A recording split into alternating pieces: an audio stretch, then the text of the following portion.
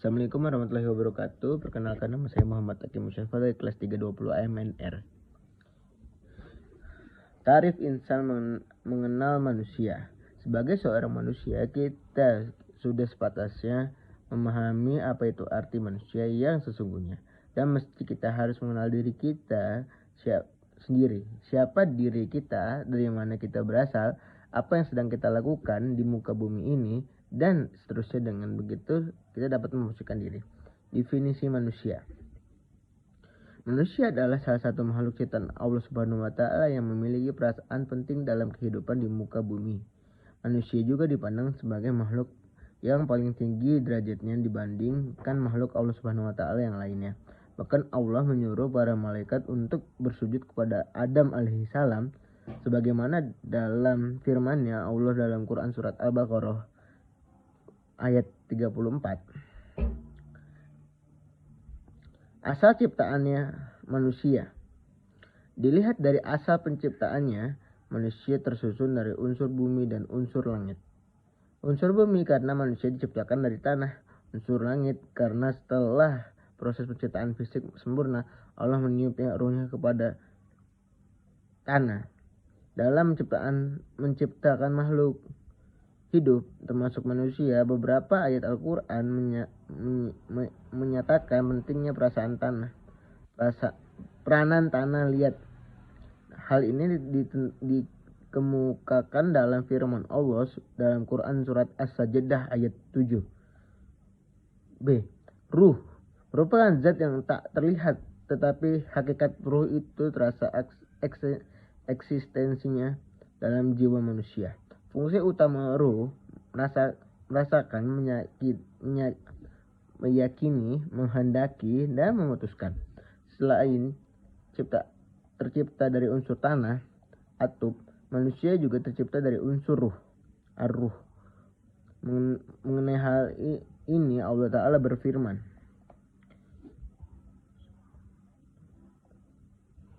dalam Quran As-Sajdah ayat 32. Ayat 9 surat ke-32.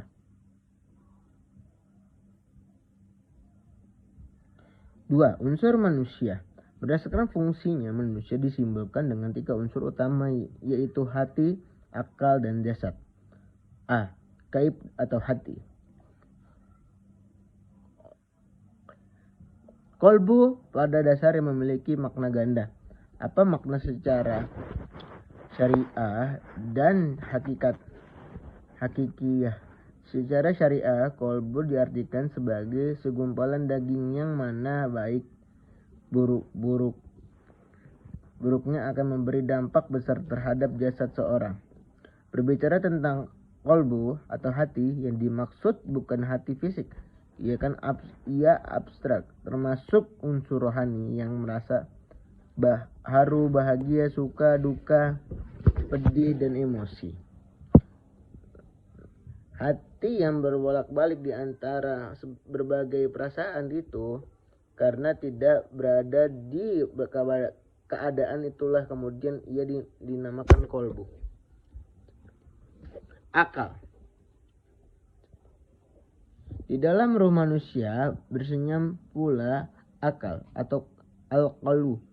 Disebut pula bahwa tempat al-qalbu ini adalah di dalam al-qalbu hati sebagai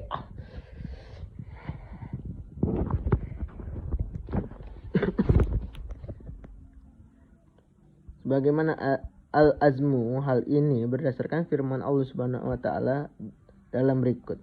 Maka apakah mereka tidak berjalan di muka bumi lalu mereka mempunyai hati yang yaitu mereka dapat berakal dengannya. Quran surat Al-Hajj ayat 46.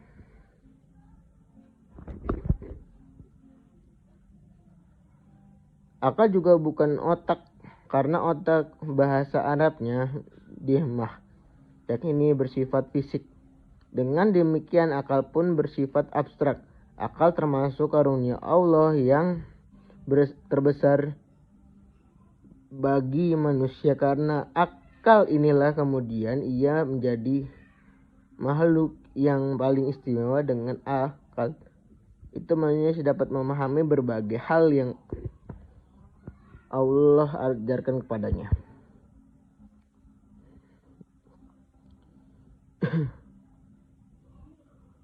Jasad sangat mudah dikenali karena ia dapat dilihat.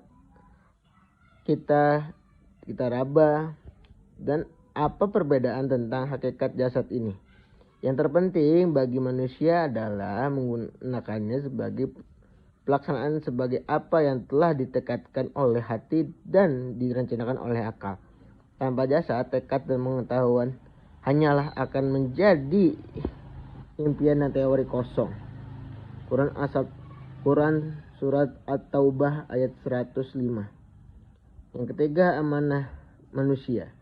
Amanah al-ibadah atau ibadah. Dalam kehidupan di dunia ini, manusia diberi tugas-tugas agama, yaitu mengerjakan perintah dan menjauhi larangan, di mana jika dikerjakan mereka akan mendapatkan pahala dan jika ditinggalkan mereka akan mendapatkan siksa. Dalam memikul tugas amanah ini, manusia terbagi menjadi 3 gelombang, yaitu kaum munafik yang menampakkan dirinya bahwa mereka melaksanakan baik lahir ataupun batin padahal tidak, kaum musyrik yang tidak melaksanakan sama sekali baik lahir maupun batin, kaum mukmin yang melaksanakan lahir maupun batin. B. Amanah al-khalafah, kepemimpinan di muka bumi. Jadikan khalifah di muka bumi maknanya adalah menugaskan kepada manusia untuk mengelola bumi dan memberlakukan perintah-perintah Allah Ta'ala di sana, di mana sebagainya akan digantikan oleh orang lain. Di antara tugas-tugas khalifah fil ardi ialah menegakkan hak dan keadilan di muka bumi, membersihkan alam ini dari perbuatan najis, syirik, fasik, dan serta meninggalkan kalimat Allah. Qatadah berkata, Tuhan tidak telah berbuat yang benar. Dia menjadikan kita sebagai khalifah di muka bumi tidak lain hanyalah untuk melihat amal-amal kita. Maka perlihatkanlah kepada Allah amalan-amalan kamu yang baik di dalam dan siang hari. 4. Balasan. Jadi berkenan dengan 2 amanah ini, Allah Ta'ala telah menyiapkan al-jazu atau balasan. Mereka yang melakukan amal kebijakan akan memperoleh balasan kebaikan yang setimpal, bahkan pahala yang lebih baik dari apa yang telah mereka kerjakan. Nah, sementara balasan bagi orang-orang yang ingkar kepada perintah Allah Ta'ala adalah azab yang keras yang setimpal dengan keingkaran itu.